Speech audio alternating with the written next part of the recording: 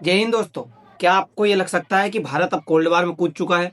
दोस्तों, दरअसल भारत अब उसी तरह का कोल्ड वार लड़ रहा है जिस तरह का कोल्ड वार कभी अमेरिका और रूस लड़ा करते थे। मतलब कि दूसरे देश के अंदर खुद लड़ रहे हैं अप्रत्यक्ष रूप से। आमने सामने दो देश कभी नहीं लड़ते। उस तरह के वॉर को कोल्ड वॉर कहा जाता है। जो कोल्ड वॉर 1991 तक चला था अमेरिका और रूस के बीच में, उसी तरह का कोल्ड वॉर भारत और चाइना के बीच में चल रहा है। और ये कहां पे चल रहा है? तो ये म्यांमार के अंदर चल रहा है। दरअसल ये सारी खबर क्या है, किस तरह से भारत और म्यांमार जो है कोल्ड वॉर की सिचुएशन में खड़े हुए हैं और कोल्ड वॉर के लिए ये कहां पे लड़ रहे हैं? ये लड़ रहे हैं म्यांमार के इस वाले बॉर्डर के पास में। यानी कि ये जो बॉर्डर आपको म्यांमार दिखेगा, अगर मैप पर देखोगे तो एक तरफ उसकी बॉर्डर लग रही है इंडिया के साथ, ये कुछ हिस्सा इंडिया के साथ है और थोड़ा सा जो उसका हिस्सा है वो बांग्लादेश के साथ में लगा हुआ है। वहीं उसका दूसरा हिस्सा जो लगा हुआ है वो आपको दिखेगा चाइना के साथ में लगा हुआ। तो चाइना के साथ में जो बॉर्डर लगा हुआ है म्यांमार का, उस बॉर्डर के पास में भारत और म्यांमार दोनों के दोनों लड़ रहे हैं। और क्यों लड़ रहे हैं? तो ये लड़ रहे हैं रेयर अर्थ मिनरल्स के लिए। अब रेयर अर्थ मिनरल्स में जो चाइना टॉपर पे बैठा हुआ था, भारत उसमें किस तरह से एंट्री ले रहा है। भारत रेयर अर्थ मिनरल्स में खुद की जो पोजीशन है वो कितनी ज्यादा मजबूत करता नजर आ रहा है। क्या है ये पूरा माजरा, जिसके बारे में हम थोड़ा सा जानते हैं। दोस्तों, इसमें भारत की कूटनीति किस तरह से सफल होगी, या फिर भारत जो ये प्रोक्सी वॉर खेल रहा है उस प्रोक्सी वॉर में क्या सफल हो पाएगा। बताया जा रहा है भारत के द्वारा म्यांमार के अंदर चाइना को काउंटर करने के लिए प्रोक्सी वॉर खेला जा रहा है। और इस प्रोक्सी वॉर के तहत चाइना भारत से काफी ज्यादा नाराज है। इसीलिए चाहता है चाइना कि भारत, चाइना और म्यांमार के बीच में जो संबंध है, जिससे चाइना म्यांमार से परचेस करता है रेयर अर्थ मिनरल्स, उसमें भारत एंटर ना करे, वरना भारत के लिए घातक साबित होगा। चाइना के द्वारा धमकाया भी गया भारत को, लेकिन भारत अब नहीं सुनने वाला। भारत ने एंट्री मार दी है और भारत यहां से रेयर अर्थ मिनरल्स काफी ज्यादा परचेस कर रहा है। ये कहां से खबर निकली तो आप पूरी जानिए। इससे पहले थोड़ा सा म्यांमार का इतिहास जानिए।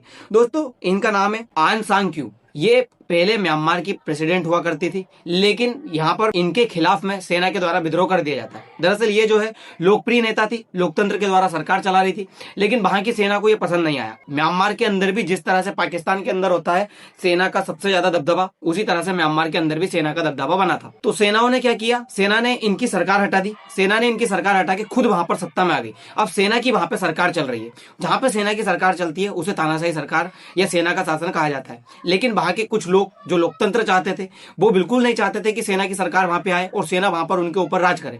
तो जो लोग लोकतंत्र चाहते थे, जो इनको चाहते थे, ये जो प्रेसिडेंट थी इनको चाहते थे, उन लोगों ने इनके ऊपर कार्य करना शुरू किया। यानी कि वो लोगों को काउंटर करना शुरू किया। जो लोग इनको हटाने के लिए कोशिश कर रहे थे उन लोगों के खिलाफ उन्होंने बगावत छेड़ दी। वही वो लोग बने जो आगे चल करके रिबेल कहलाए। दोस्तों, ये जो आपको इनके साथ में दिख रहे हैं, ये यहाँ के कमांडर इन चीफ, जब ये प्रेसिडेंट हुआ करती थी तब ये यहाँ के कमांडर इन चीफ हुआ करते थे। तो ये जब के सेना के कमांडर इन चीफ हुआ करते थे, इनको ये लगा कि क्यों ना इन प्रेसिडेंट को हटा दिया जाए और खुद सत्ता में आ जाए, क्योंकि इनको सरकार चलाने का बहुत ज्यादा शौक था। ये चाहते थे कि इनका अंदर जो है शासन आए, म्यांमार को पूरी तरह से बर्बाद किस तरह से करना है ये इन्होंने पूरा प्लान करके रखा हुआ था। इसीलिए इन्होंने इनकी सरकार गिराई और इनको जो है सरकार में बैठ गया। फिर ये जो है प्रेसिडेंट बन जाते हैं। इनकी ये खबर छपती है, म्यांमार जुंता चीफ स्वर्न इन एज प्रेसिडेंट। जुंता जो है वहां की सेना के शासन को कहा जाता है। जुंता का मतलब जनता नहीं है, जुंता का मतलब एक शासन है जो कि सेना के द्वारा किया जा रहा है। तो सेना का जब शासन आया तो ये वहां पर सेना के शासन के द्वारा प्रेसिडेंट बन के बैठ गए। लेकिन इनको फिर ये समझ में आया कि मैं अगर यहाँ पे इसी तरह से बैठा रहा तो उसे तानाशाही सरकार कहा जाएगा, मेरी कोई बातें नहीं सुनेगा, सारी तरफ मेरी जो है आलोचनाएं होंगी। तो इन्होंने एक दिमाग लगाया कि क्यों ना मैं यहाँ पे इलेक्शन करवा लूं और इलेक्शन के द्वारा मैं यहाँ पे जो है सरकार में बैठ जाऊं। फिर इन्होंने इलेक्शन करवाया।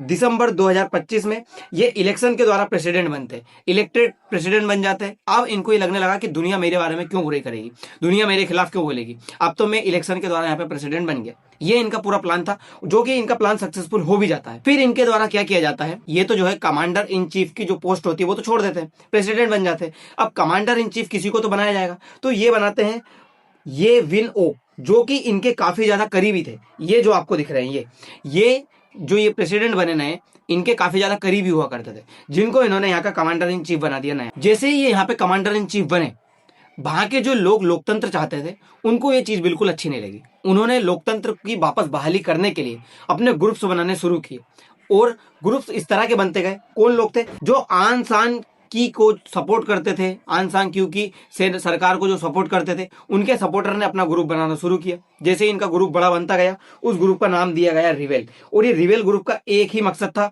जो जुनता है उससे बदला लेना, उनके साथ में फाइट करना। और इन्होंने ये ग्रुप बना करके इनके साथ में फाइट करना शुरू किया। तो ये चीजें इनको कभी भी अच्छी नहीं लगी। इनको ये समझ में आ गया कि यदि हमें यहाँ पर लंबा शासन करना है तो इनको मारना होगा। तो इनके द्वारा जो है फायरिंग करनी शुरू की गई। किनके ऊपर? इन ग्रुप्स के ऊपर, जो रिवेल ग्रुप्स बने हुए थे, इन ग्रुप्स के ऊपर। और ये ग्रुप्स कौन कौन से थे? तो आपको ये नजर आएंगे, Myanmar national democratic alliance army, दूसरा है अराकान आर्मी, फिर है तांग नेशनल लिबरेशन आर्मी, और एक है काचिन इंडिपेंडेंट आर्मी। इस बार जो चर्चा की जा रही है, ये काचिन इंडिपेंडेंट आर्मी है, उसी की चर्चा की जा रही है। इनका शासन भी अलग अलग है। जो ये म्यांमार नेशनल डेमोक्रेटिक अलायंस है, इनका जो शासन है वो चीन से सटे हुए है, शान राज्य में। शान राज्य कौन सा है वो मैं आपको बताऊंगा। फिर इनका जो अराकान आर्मी है रखाइन प्रांत में, जो कि बांग्लादेश से सटे हुए हैं। इसी तरह से जो ये काचिन वाला इलाका है, ये अरुणाचल प्रदेश और चीन से सटे हुए इलाके में अपना शासन करती है। तो इनके ऊपर फायरिंग करनी शुरू की। इनके ऊपर फायरिंग करनी क्यों शुरू की? क्योंकि ये जो कचिन है, इन्होंने क्या किया कि जो रेयर अर्थ मिनरल्स वाला हिस्सा था, मतलब अभी ये सरकार में बैठे, इन्होंने सरकार में बैठ के क्या किया? रेयर अर्थ मिनरल्स निकालने शुरू किए। लेकिन चाइना ने कहा इनसे कि जो रेयर अर्थ मिनरल्स आप लोग निकाल रहे हो, उन रेयर अर्थ मिनरल्स को आप किसी को नहीं बेचोगे। अगर किसी को देना है तो सिर्फ हमें दोगे, क्योंकि ये चाइना से बॉर्डर लगा हुआ है इनका, और ये चाहते हैं कि सिर्फ चाइना को ही दिए जाए। तो ये चाइना को देने के लिए यहाँ पर जो सरकार है वो अपना पूरा कब्जा करके बैठी। ये पूरा हिस्सा आपको दिख रहा है जो ये रेयर अर्थ मिनरल्स का है, ये रेयर अर्थ मिनरल्स चाइना को पूरे देने लगे। लेकिन जो ये कचिन आर्मी थी, जो कि रिबेल्स थे, इनको ये चीज अच्छी नहीं लगी। इनको लगा कि ये जनता का शासन है, जनता के द्वारा होना चाहिए, और इनके ऊपर हमारा कब्जा होना चाहिए, और जिस तरह से हम चाहें उस तरह से इसको बेचेंगे। तो इन्होंने कब्जा करना शुरू किया और कुछ हिस्से के ऊपर कब्जा किया। ये कचिन स्टेट ने, जो ये कचिन स्टेट है उसके ऊपर कब्जा किया। इस तरह से शान स्टेट है, शान में से जो एक रेयर अर्थ मिनरल्स निकलते हैं, ये सारे के सारे रिबेल्स ग्रुप थे जो यहाँ पे पनपते गए और ये कब्जा करते गए। जैसे ही कचिन ग्रुप ने यहाँ पे कब्जा किया, तो इन्होंने, जो ये थे सेना के नए चीफ, जिनका नाम है ये विन ओ, इन्होंने क्या किया?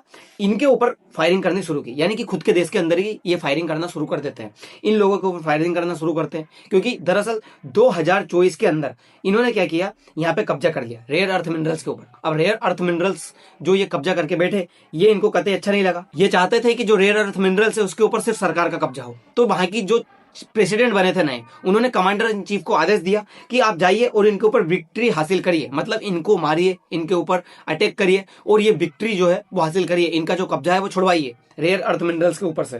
तो इस तरह के काम किए जाने लगे। दोस्तों, लड़ाई किस लिए चल रही है? तो वो चल रही है रेयर अर्थ मिनरल्स के लिए। ये रेयर अर्थ मिनरल्स सबसे ज्यादा कहां पर है? तो ये है चाइना के अंदर। यानी कि टेक्नोलॉजी के मामले में अमेरिका सबसे आगे है, रेयर अर्थ मिनरल्स के मामले में चाइना सबसे आगे है। ये रेयर अर्थ मिनरल्स कहां कहां पर काम आते हैं? तो एलईडी वगैरह में, टेक्नोलॉजी से युक्त बनने वाली हर चीज में, स्पेस में, और उसके बाद में जो कंप्यूटर से युक्त बनने वाली चीजें हैं उसमें, ये हथियार वगैरह बनने में भी, न्यूक्लियर बनने में भी जो है, रिएक्टर बनाने में काफी ज्यादा काम आते हैं। तो रेयर अर्थ मिनरल्स काफी ज्यादा यूज किए जाएंगे। लेकिन थोड़ा सा होता क्या है, अमेरिका के पास में रेयर अर्थ मिनरल्स नहीं है। अमेरिका को रेयर अर्थ मिनरल्स चाहिए होते हैं। चाइना जो है अमेरिका को रेयर अर्थ मिनरल्स देने से मना कर देता है। वहीं पर जो है ट्विस्ट सामने निकल कर आता है। जैसे ही China rare earth minerals America को देना बंद करता है, भारत जो है म्यांमार के अंदर एंट्री कर लेता है। वो किस तरह से करता है, थोड़ा सा आप ये समझिएगा। दरअसल चाइना क्या है, म्यांमार को फंड देता रहता है। चाइना का कहना है कि आप किसी को भी रेयर अर्थ मिनरल्स मत दो, क्योंकि चाइना की मोनोपोली खत्म ना हो जाए। इसीलिए चाइना इनके साथ में जो रेयर अर्थ मिनरल्स का व्यापार है वो लगभग $1.5 बिलियन पर ईयर कर लेता है। यानी कि जो म्यांमार है वो चाइना को रेयर अर्थ मिनरल्स बेच करके $1.5 बिलियन के आसपास हर साल कमा लेता है।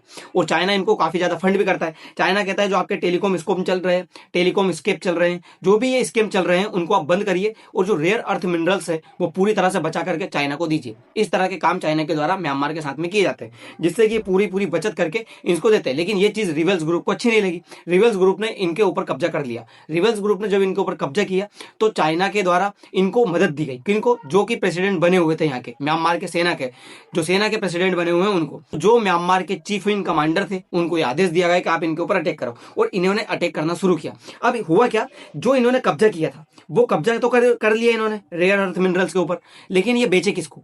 ये किसी को बेच तो सकते नहीं। चाइना जो है, चाइना उनकी सेना सरकार के साथ में परचेस करेगी, चाइना किसी से परचेस कर सकती है। तो भारत ने यहाँ पे गेम खेलना शुरू किया। भारत ने कहा कि हम इनसे परचेस करेंगे, हम इनसे परचेस करेंगे और हम खरीदेंगे, हम चाहेंगे कहाँ पे इनको बेचा जाए, किस तरह से इनको पैसे दिए जाए। भारत ने यहाँ पे एंट्री ले ली। हालांकि भारत सरकार की तरफ से ऑफिशियली इस बात को नहीं कहा गया, लेकिन न्यूज रिपोर्ट में ये पूरी खबर छपती है कि भारत यहाँ पे इंटेल ले लेता है। आप रोटर्स की खबर देख सकते हो, India explore rare earth deal with Myanmar reveal after China curbs, मतलब चाइना के द्वारा जैसे ही अमेरिका को देना बंद किया गया, भारत ने एंट्री लेते हुए ये सारा गेम परचेस कर लिया। ये सारा की सारा जो बड़ा गेम है, मास्टर प्लान है, भारत की तरफ से खेला गया। और चाइना को ये जब चीज पता लगी तो चाइना को कतई भी ये चीज अच्छी नहीं लगी, क्योंकि चाइना नहीं चाहता है कि रेयर अर्थ मिनरल्स भारत के हाथ लगे। जो म्यांमार है वो तो ये सब चीजें कर नहीं सकता, सेना का शासन चल रहा है वहां पे, उनको इकोनॉमी से कोई मतलब है नहीं। लेकिन भारत अपनी इकोनॉमी बढ़ाने में आगे लगा हुआ है। भारत को तो रेयर अर्थ मिनरल्स चाहिए। अब भारत यहाँ पे जो रेयर अर्थ मिनरल्स निकालने की कोशिश कर रहा है, ये चाइना को बिल्कुल अच्छी नहीं लग रही है। फिर दोनों देशों के बीच में, यानी भारत और चाइना के बीच में म्यांमार के अंदर काफी ज्यादा तकरार शुरू हो जाती है। एक को सपोर्ट करता है चाइना, यानी कि जो सरकार है वहां पर, और एक को सपोर्ट करते हैं भारत, यानी कि जो रिवेल ग्रुप है उनको भारत। तो भारत भी चाहता है कि यहाँ पे लोकतंत्र की सरकार है। रिवेल ग्रुप वही है जो लोकतंत्र की सरकार चाहते हैं, और यहाँ पे जो सेना की सरकार चल रही है वो चाइना को चाहता है। तो चाइना को सपोर्ट कर रहे हैं, एक भारत सपोर्ट कर रहा है। दोनों के बीच में यहाँ पे तकरार काफी ज्यादा बनी हुई है।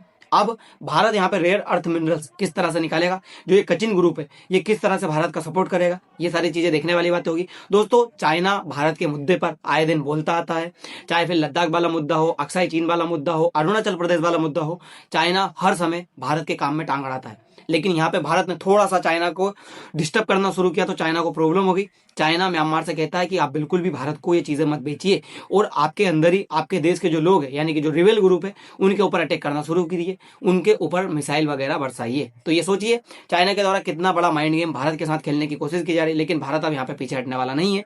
भारत ने यहाँ पे एंट्री ले ली है। अब देखना ये होगा कि किस तरह से भारत यहाँ पे और बढ़त बनाता है। दोस्तों, फिलहाल के लिए इतना ही, मिलते हैं अगले वीडियो में। धन्यवाद।